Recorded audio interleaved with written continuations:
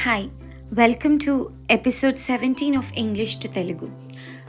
కొంతమంది ఇంగ్లీష్ వినటం వలన త్వరగా నేర్చుకుంటారు. ఎదుటివారు ఇంగ్లీష్ ఎలా మాట్లాడుతున్నారో, పదాలను ఎలా వాడుతున్నారో విని ట్రై చేసి ఇంప్రూవ్ అవుతారు. ఈరోజు మనం కొన్ని కొత్త పదాలను, వాటి మీనింగ్ అండ్ యూసేజ్ చూద్దాం. First word deliberate.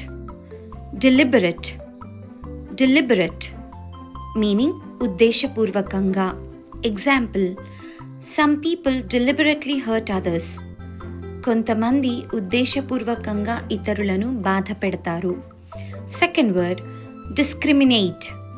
discriminate discriminate meaning వివక్ష. Example, apartheid is the systemic policy of racial discrimination of the blacks by the whites. తెల్లవారు నల్లవారి పట్ల వివక్ష చూపే విధానాన్ని అపార్టైడ్ అంటారు. The next word deteriorate. deteriorate deteriorate పలకడం కష్టం, ఒకసారి ట్రై చేయండి. deteriorate మీనింగ్ క్షీణించుట. Let me quote an example from the literature. Dr. Faustus's great plans of changing world geography deteriorated to petty validation-seeking tricks.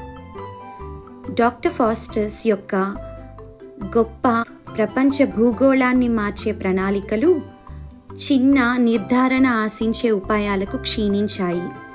The next word dogmatic. dogmatic dogmatic meaning మూర్ఖపు పట్టుదల. Example, most philosophers are dogmatic in their thinking.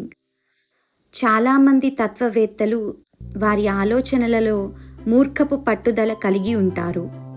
And the last word diffuse.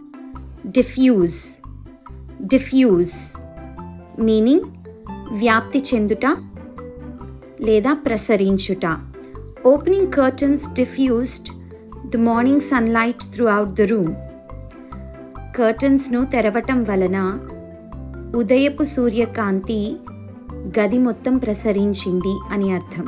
That's all for today. Thank you.